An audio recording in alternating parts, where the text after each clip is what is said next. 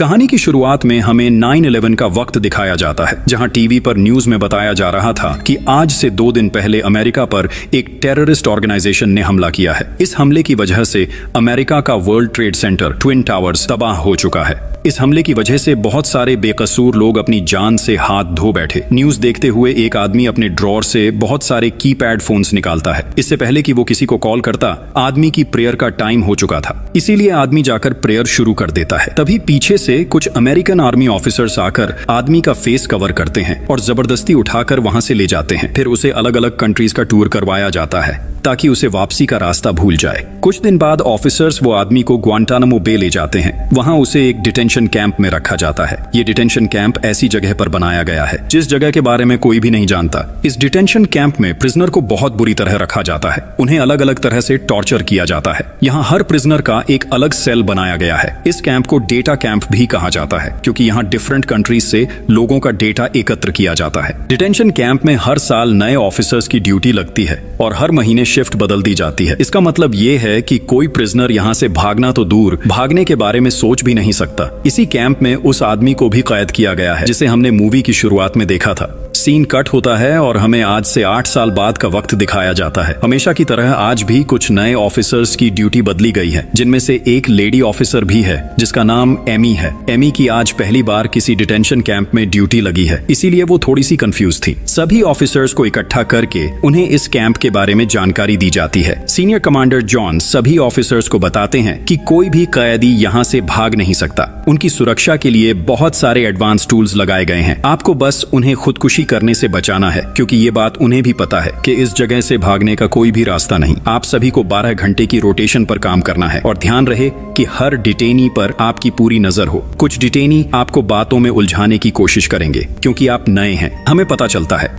Detention camp में prisoners को detainees कहा जाता है ताकि उन्हें legal prisoner of war rights न मिल सके। जॉन बताता है कि ये जगह कोई वॉर जोन तो नहीं, लेकिन फिर भी बहुत खतरनाक है, इसलिए सभी चौकन्ना रहें। अभी नए ऑफिसर्स का लेक्चर जारी था, तभी जॉन के वॉकी टॉकी पर उसे बताया जाता है कि एक डिटेनी आउट ऑफ कंट्रोल हो चुका है। उसे कंट्रोल करने के लिए जल्दी 4 ऑफिसर्स की जरूरत है। जॉन सभी ऑफिसर्स से पूछता है कि कौन है जो मेरे साथ चलेगा। कोई भी जॉन के साथ जाने को तैयार नहीं था। सभी खामोशी से खड़े थे। तभी एमी हाथ उठाती है, यानी वो जॉन के साथ जाने के लिए तैयार थी। जॉन एमी को बताता है कि ये काम आसान नहीं होगा, लेकिन एमी ने फैसला कर लिया था कि वो उसके साथ जाएगी। दोनों जल्दी से कैबिन में जाते हैं जहां एक डिटेनी बहुत गुस्से में था। वो दोनों जाकर उसे कंट्रोल करने की कोशिश करते हैं। तभी वो डिटेनी एमी पर हमला करता है और जाते जाते उसके फेस पर थूक देता है। एमी को डिटेनी की इस हरकत पर बहुत गुस्सा आता है, इसलिए वो उसे जोर से किक मार देती है। किसी तरह ऑफिसर्स डिटेनी को कंट्रोल करके एक केज में लॉक कर देते हैं। जॉन वापस आकर एमी से कहता है, परेशान होने की कोई जरूरत नहीं, इस जगह ये काम बहुत मामूली सी बात है। रात को एमी कॉल पर अपनी मॉम से बात कर रही थी। एमी की मॉम उसके लिए बहुत परेशान थी क्योंकि एमी पहली बार मॉम से दूर आई थी। एमी अपनी मॉम को यकीन दिलाती है कि उन्हें परेशान होने की कोई जरूरत नहीं, यहाँ सब कुछ बहुत अच्छा है। दोनों थोड़ी देर बात करती हैं, फिर एमी खाना खाकर सो जाती है। अगली रात एमी नाइट शिफ्ट के लिए तैयार होती है क्योंकि आज उसकी शिफ्ट का पहला दिन था। आज एमी को डिटेनीज को कुछ बुक्स डिस्ट्रीब्यूट करनी है, इसलिए वो बुक्स का स्टॉल लेकर डिटेंशन कैंप चली जाती है। साथ जॉन भी था जो उसे रास्ते में गाइड कर रहा था।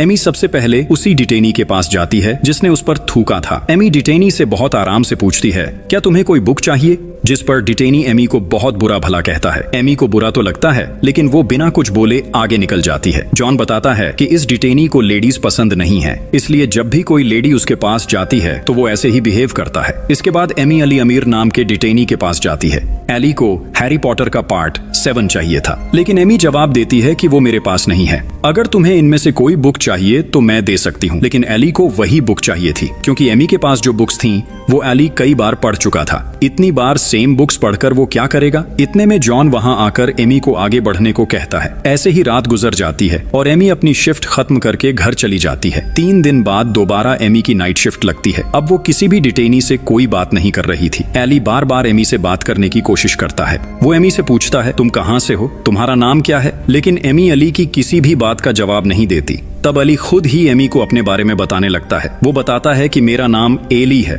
एली बताता है कि मैं पिछले 8 साल से यहाँ कैद हूँ। हूँ। जब एमी एली को उसका नाम नहीं बताती तो एली खुद एमी को एक नाम दे देता है, ब्लॉन्ड। जब एली ज्यादा बातें करने लगता है तो एमी उसे मना कर देती है। वो कहती है कि डिटेनीज से बात करना रूल्स के खिलाफ है, इसीलिए हमें ज्यादा बात नहीं करनी चाहिए। इसके बाद एमी फिर से राउंड लगाना शुरू कर देती है। थोड़ी देर बाद एली एमी से पानी मांगता है। जब एमी एली के लिए पानी लेने जाती है तो पहले वाला डिटेनी एमी पर बहुत चिल्लाता है क्योंकि वो एली से बातें कर रही थी। एमी चुपचाप एली के लिए पानी लाती है। जैसे ही वो उसे पानी देने वाली थी, एली अपना गंद एमी के ऊपर फेंक देता है, जिससे उसकी इंसल्ट होती है। तभी सभी डिटेनीज एमी का मजाक उड़ाते हैं और बहुत हंसते हैं। एमी को एली की इस हरकत पर बहुत गुस्सा आता है। वो उसे बहुत गालियां देती है और बुरा भला कहती है। एमी के साथ वाला ऑफिसर एली की आंखों में एक स्प्रे करता है, जिससे एली को बहुत ज्यादा तकलीफ होती है। वो चुप होकर बैठ जाता है। जब जॉन को इस बारे में पता चलता है तो उसे भी एली की ये हरकत बहुत बुरी लगती है। वो एमी की इंसल्ट करने पर एली को दूसरे कैबिन में ले जाते हैं और उसकी इस गलती पर उसे बहुत टॉर्चर करवाते हैं। अगले दिन सभी ऑफिसर्स एक पार्टी रखते हैं। आउटिंग के लिए सभी एक बोट पर जाते हैं। एमी भी वहां बहुत एंजॉय कर रही थी, इसीलिए वो बहुत ज्यादा ड्रिंक कर लेती है।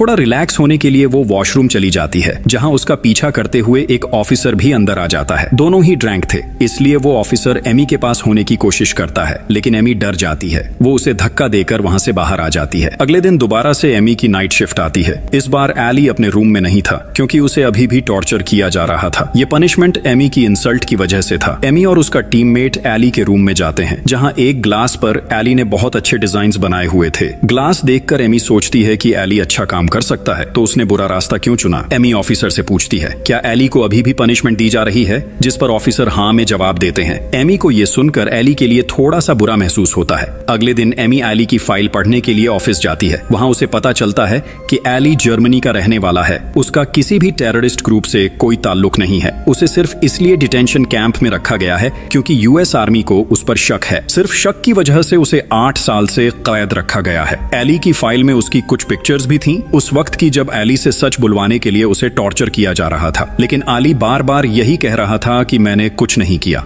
मैं तो जर्मनी का एक आम आदमी हूं और 9 to 5 जॉब करता हूं। लेकिन फाइल के मुताबिक कोई भी एली की बात पर यकीन करने को तैयार नहीं था। एमी को कहीं न कहीं एली के लिए हमदर्दी होने लगी थी। वो इस केस के बारे में अपने टीममेट से भी बात करती है, लेकिन ऑफिसर एमी को बताते हैं कि यहाँ जो कोई भी है वो किसी न किसी टेररिस्ट ग्रुप का मेंबर है। तुमने जो फाइल पढ़ी है शायद वो किसी और की फाइल होगी। एमी ऑफिसर की बात पर यकीन कर लेती है और कुछ समय गुजर जाता है। सब कुछ पहले की तरह नॉर्मल हो जाता है। एक दिन दोबारा से एमी की नाइट शिफ्ट लगाई जाती है। तब एमी एली के सेल में देखती है कि एली किसी तरह का पजल बना रहा था। एमी एली को देखती है और चुपचाप आगे निकल जाती है, लेकिन एली को एमी के आने का पता चल जाता है। एली एमी को ब्लॉन्ड नाम से पुकारने लगता है। जब एमी एली के पास आती है तो एली अपना बनाया हुआ पजल दे देता है। वो कहता है कि इसे सॉल्व करके मुझे वापस कर देना, लेकिन एमी पजल लेने से साफ इनकार कर देती है क्योंकि ऐसा करना डिटेंशन कैंप के रूल्स के खिलाफ था। तब एली पूछता है, तुम्हें क्या लगता है कि ये छोटा सा पेपर का टुकड़ा किसी की जान ले सकता है? पता नहीं क्यों यहाँ के लोग छोटी छोटी बात पर इतना डर क्यों जाते हैं। मैंने तो बस तुम्हें ये गिफ्ट किया था, जब तुम सॉल्व कर लो तो मुझे वापस कर देना। मैं तुमसे अच्छे से बात कर रहा हूँ, लेकिन तुम मेरी किसी बात का जवाब देने से भी डर रही हो। एमी बताती है कि कल मैंने तुम्हारे लिए लाइब्रेरी में हैरी पॉटर का पार्ट 7 ढूंढने की कोशिश की, लेकिन पार्ट 7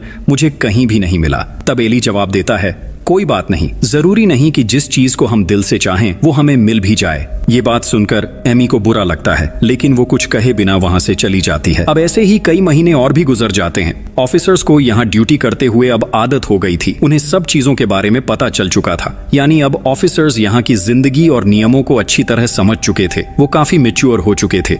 एक दिन एमी सभी डिटेनीज को खाना दे रही होती है, लेकिन सभी डिटेनीज खाना लेने से इनकार कर देते हैं क्योंकि वो सब हंगर स्ट्राइक पर थे। असल में उनके एक दोस्त को वेट लॉस करने वाली मशीन चाहिए थी, लेकिन ऑफिसर्स उसे वो मशीन दे नहीं रहे थे। अपने दोस्त के लिए सबने मिलकर हंगर स्ट्राइक शुरू कर दी थी। एमी अली से कहती है कि वो खाना खा ले, लेकिन इस बार अली भी कुछ नहीं खाता। अगले दिन सभी डिटेनीज फिर से खाना खाने लगते हैं क्योंकि उनके दोस्त को आखिरकार वो मशीन लाकर दे दी गई थी। कुछ दिन बाद डिटेनीज को आउटिंग के लिए बाहर केज में लाया जाता है। वहाँ एमी एली से पूछती है, तुम में से किसी और ने तो वो मशीन यूज नहीं की, फिर तुम सब लोग एक आदमी के लिए इतने दिन हंगर स्ट्राइक पर क्यों थे? एली जवाब देता है, वो हमारा दोस्त है, हम सब कई सालों से एक ही जगह पर हैं। यहाँ अगर कोई एक भी तकलीफ में होता है तो बाकी सबको भी महसूस होती है। एमी को एली की बात अच्छी लगती है। ये पहली बार था जब एमी और एली के बीच इतनी लंबी और सच्ची बात हुई थी। दोनों काफी देर तक बातें करते रहते हैं और एमी को यकीन हो जाता है कि एली एक अच्छा इंसान है। उसे सिर्फ शक की वजह से इतने सालों तक कैद रखना वाकई इंसानियत पर जुल्म था। इन्हें बात करते हुए देखकर जॉन गुस्से में आ जाता है। वो एमी को बुलाता है और सख्त लहजे में पूछता है, तुम दोनों क्या बातें कर रहे थे? एमी थोड़ा घबराकर जवाब देती है, कुछ भी नहीं, बस ऐसे ही। जॉन एली को एमी से बात करने की सजा देता है। सजा ये थी कि एली को अपने कपड़े उतारकर एमी के सामने नहाना होगा। एली ऐसा नहीं करना चाहता था क्योंकि अब वो कहीं न कहीं एमी को पसंद करने लगा था, लेकिन जॉन के जुल्म से बचने के लिए वो मजबूर होकर अपने कपड़े उतार देता है और एमी के सामने नहाने लगता है। एमी वहां से जाने की कोशिश करती है, लेकिन जॉन जबरदस्ती उसे रोक लेता है ताकि वो पूरा मंजर देखे और आगे कभी किसी डिटेनी से बात करने की हिम्मत न करे। अगली सुबह एमी जॉन की शिकायत करने सीनियर ऑफिसर के पास जाती है, लेकिन ऑफिसर शिकायत लेने से मना कर देता है। वो कहता है, जॉन कई सालों से इस डिटेंशन कैंप में काम कर रहा है और मैं नहीं चाहता कि तुम्हारे जैसी नई ऑफिसर की वजह से उसका नाम खराब हो। एमी को यह सुनकर बहुत बुरा लगता है, लेकिन वो कुछ कर भी नहीं सकती, इसलिए वो चुपचाप वहां से बाहर चली जाती है। अगले दिन जब सारे ऑफिसर्स खाना खा रहे होते हैं, तभी जॉन वहां आता है और एमी को बुरा भला कहने लगता है। उसे पता चल चुका था कि एमी ने उसके खिलाफ शिकायत करने की कोशिश की थी, लेकिन वो शिकायत आगे नहीं बढ़ पाई। एमी उसकी बातें नजरअंदाज करती है। अब उसे डिटेंशन कैंप में रहना मुश्किल लगने लगा था, क्योंकि उसे समझ आ चुका था कि यहाँ जो कुछ भी हो रहा है सब गलत है। कई बेगुनाह लोग हैं जिन पर जुल्म किया जा रहा है। अगली रात आली अच्छे से तैयार होता है, अपने बाल संवारता है, क्योंकि उसे पता था कि आज रात एमी की ड्यूटी है। वो काफी देर तक उसका इंतजार करता रहता है, लेकिन एमी नहीं आती। अली परेशान होकर एक ऑफिसर से एमी के बारे में पूछता है, लेकिन वो कोई जवाब नहीं देता। थोड़ी देर बाद जब एमी वहां आती है, तब अली सो रहा होता है। एमी उसे परेशान नहीं करना चाहती, इसीलिए वो उसे सोता छोड़कर अपना राउंड लगाने लगती है, लेकिन अली को एमी के आने का पता चल जाता है। वो उसे आवाज लगाता है, तब एमी बताती है कि मैं थोड़ी सी लेट हो गई थी, अब तुम सो जाओ, रात काफी हो गई है। लेकिन अली सोने से इनकार कर देता है, क्योंकि वो आज एमी से बात करना चाहता था। एमी पूछती है, आखिर तुम्हें इतने सालों से इस सेल में कैद क्यों रखा गया है? आली जवाब देता है, मैं तो एक मामूली सा इंसान हूँ, मैं जर्मनी से हूँ और एक ऑफिस में जॉब करता था। मुझे नहीं पता कि ये लोग मुझे यहाँ क्यों लाए हैं। आली एमी से पूछता है, तुम कहाँ की रहने वाली हो? एमी मजाक से जवाब देती है, मैं तो अपने घर की हूँ। अली मुस्कुराता है और कहता है, मुझे यहाँ 12 साल हो चुके हैं, लेकिन आज तक तुम्हारे जैसी ऑफिसर कभी नहीं देखी। यहाँ जो भी आता है वो शायद दरिंदा बनकर आता है, जिन्हें हम जैसे लोगों पर जरा भी तरस नहीं आता। कोई हमारी भावनाओं को समझने की कोशिश ही नहीं करता। सभी ऑफिसर्स हमें जानवरों से भी बदतर समझते हैं। एमी ये बातें सुनकर अंदर से टूट जाती है। उसकी आंखों में आंसू आ जाते हैं, लेकिन वो एली के सामने रोती नहीं। दोनों को पता है कि अब साल पूरा होने वाला है और अगले महीने एमी यहाँ से चली जाएगी। एली भी अब इन सब चीजों से थक चुका है। उसे यकीन हो गया है कि वो कभी भी यहाँ से बाहर नहीं निकल पाएगा। उसने आज उम्मीद छोड़ दी है। अली खुदकुशी करने के लिए पास छुपाया हुआ एक ब्लेड निकालता है। एमी घबराकर उसे रोकती है और कहती है, ऐसा मत करो प्लीज। अली जवाब देता है, यहाँ सबको पता है कि मैं बेकसूर हूँ, लेकिन कोई मेरी बात सुनता ही नहीं। मैं इस जिंदगी से तंग आ चुका हूँ। आखिर एमी भी अली को अपने बारे में बताने लगती है। ये करना रूल्स के खिलाफ था, लेकिन अब एमी को कोई फर्क नहीं पड़ता। वो कहती है, मैं फ्लोरिडा में रहती हूँ, मेरा नाम एमी है। दोनों देर तक बातें करते रहते हैं। पहली बार दोनों ने एक दूसरे को इंसान की तरह महसूस किया। कुछ देर बाद एमी वहाँ से आगे निकल जाती है, लेकिन दूर जाकर फूट फूट कर रो पड़ती है, क्योंकि एली के सामने वो रो नहीं सकती थी। एली तो पहले ही अंदर से टूटा हुआ इंसान था। थोड़ी देर बाद जब एमी दोबारा एली के सेल में देखती है, तो वो अब भी ब्लेड लिए बैठा था और चुपचाप रो रहा था। एमी उसकी तकलीफ को महसूस करती है और उसे देखकर खुद भी रोने लगती है। एमी को अब पूरी तरह समझ आ चुका था कि अपनी फैमिली से दूर रहना कितना दर्दनाक होता है। वो एली के खाने देने वाला दरवाजा खोलती है और उसे धीरे से कहती है, ब्लेड मुझे दे दो। अली कुछ पल चुप रहता है, फिर वो ब्लेड एमी के हाथ में थमा देता है, लेकिन एमी उसका हाथ पकड़ लेती है। वो छोड़ती नहीं। दोनों की आंखों से आंसू रुकने का नाम नहीं लेते, क्योंकि दोनों जानते थे कि कुछ ही दिनों बाद शायद वो कभी एक दूसरे को नहीं देख पाएंगे। अली और एमी दोनों एक दूसरे के लिए सच में रो रहे थे। एमी को अब अली से गहरा लगाव हो चुका था। उसने उसके लिए डिटेंशन कैंप के सारे रूल्स तोड़ दिए थे, क्योंकि अब वो एली के इमोशंस को पूरी तरह महसूस कर रही थी। तभी एमी को एहसास होता है कि कोई कैंप में आ रहा है। वो घबराकर एली का हाथ छोड़ देती है और वहां से जल्दी निकल जाती है। अब वो महीना आ चुका था जब एमी को कैंप छोड़कर जाना था, लेकिन सबसे दुखद बात ये थी, वो आखिरी बार भी एली से मिलने नहीं गई। एली उस सेल में रह गया और एमी अपने दर्द के साथ चुपचाप वहां से चली गई। एमी को एहसास था कि अगर वो आखिरी बार एली से मिलती तो शायद एली के लिए हालात और मुश्किल हो जाते, इसलिए उसने खुद को रोक लिया। कुछ दिन बाद कैंप में एक नया ऑफिसर आता है, बिल्कुल वैसे ही जैसे कभी एमी आई थी। एली हमेशा की तरह इस नए ऑफिसर से भी कुछ सवाल पूछने की कोशिश करता है, लेकिन वो ऑफिसर उससे बहुत बुरा बर्ताव करता है। वो ऑफिसर भी डिटेनीज को कुछ बुक्स बांटने आया था। एली की नजर उसके टेबल पर रखी एक नई किताब पर पड़ती है। वो बड़े शौक से वो किताब मांगता है। ऑफिसर उसे दे देता है। एली किताब का पहला पन्ना खोलता है और तभी उसकी आंखें ठहर जाती हैं। पहले पेज पर लिखा था, मैं नहीं जानती कि दुनिया में कोई और अच्छा इंसान है या नहीं, लेकिन मुझे इतना पता है कि तुम अच्छे इंसान हो। Love blonde. एली ये पढ़कर पूरी तरह टूट जाता है। उसकी आंखों से आंसू बहने लगते हैं। वो किताब को अपने सीने से लगाकर धीरे धीरे कोने में जाकर बैठ जाता है। वो जान चुका था एमी अब कभी वापस नहीं आएगी, लेकिन उसके दिल में छोड़ा गया ये पैगाम हमेशा जिंदा रहेगा। एमी कैंप से बाहर निकलते वक्त अपनी टोपी नीचे कर लेती है ताकि कोई उसके आंसू न देख सके। वो रो रही थी, एक ऐसे इंसान के लिए जिसे वो जानती भी नहीं, लेकिन जिसके बेगुनाह होने पर उसे पूरा यकीन था। उसके दिल में बस दर्द था, एक ऐसे शख्स के लिए जिस पर जुल्म हुआ और कोई उसकी बात सुनने वाला नहीं था। एमी के पास अभी भी वो पजल्स थे जो एली ने उसे तोहफे में दिए थे। उधर एली भी एमी की दी हुई किताब अपने सीने से लगा लेता है। दोनों की कहानी अधूरी रह गई। क्या ये दोनों कभी एक हो पाएंगे या नहीं? कमेंट्स में जरूर बताएं। और इसी के साथ ये sad emotional story based on a true story यहीं खत्म हो जाती है।